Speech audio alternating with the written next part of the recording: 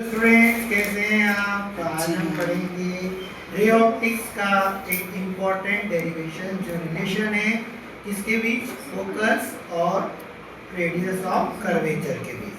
तो जैसे सभी को पता है कि रेडियस ऑफ कर्वेचर का हाफ जो होता है उसको फोकल लेंथ कहा जाता है। हिंदी में वक्रता त्रिज्या कहते हैं उसको। तो वक्रता त्रिज्या की आधी फोकस दूरी कहलाती है। तो आज देखेंगे हम कि किस तरह से इसको प्रूव कर पाएंगे हम। हमें प्रूव करना है F इक्वल टू R/2। इसके लिए हमने एक कॉनकेव मिरर लिया MP3। एक कॉनकेव मिरर है जिसका पोल कहलाता है P। P को हम क्या कहेंगे? पोल। और एक लाइन जिसको हम कहते हैं प्रिंसिपल एक्सिस। अब ये देखो, इसका ये हो गया फोकस और ये हो गया सेंटर ऑफ कर्वेचर। अब अगर कोई रे ऑफ लाइट अगर पैरेलल आती है तो वो फोकस से होकर जाती है। तो यहाँ पर लाइट फिर वो बोलेंगे यहाँ तक क्यों लिया। ठीक है, इसको हम जो आने वाली रे को कहते हैं इंसिडेंट रे, टकरा कर जो उठने वाली को बोलते हैं रिफ्लेक्टेड रे, और ये हमने खींच दिया नॉर्मल। आपने लॉ ऑफ रिफ्लेक्शन पढ़ा हुआ है, परावर्तन के नियम। तो एंगल ऑफ इंसिडेंस किसके इक्वल होगा? Angle of reflection. ठीक है, अब F की वैल्यू क्या है बताओ? PF। R किसको कहेंगे? PC/2। अब देखो, एंगल जो ABC है वो बराबर है एंगल CBF के बाय लॉ ऑफ रिफ्लेक्शन।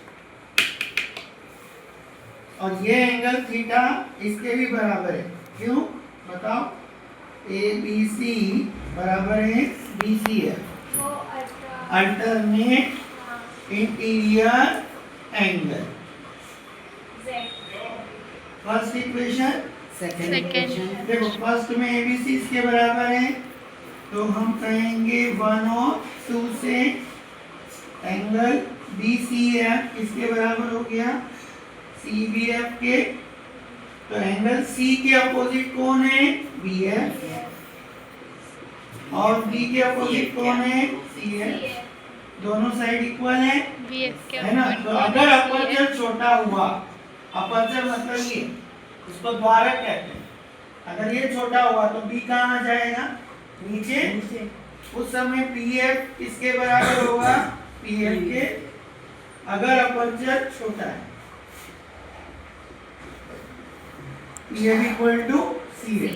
तो यहाँ पर PF दोनों तरफ हम ऐड करेंगे तो देखो PF प्लस PF क्या होता है?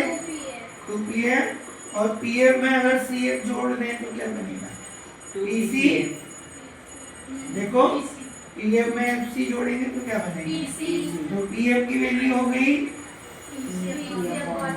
PF को हमने क्या नाम दिया है? F is equal to R/2। आया समझ में सभी को? तो ऐसे ही और भी और डेरिवेशन हम देखेंगे, कंटिन्यू रहेंगे।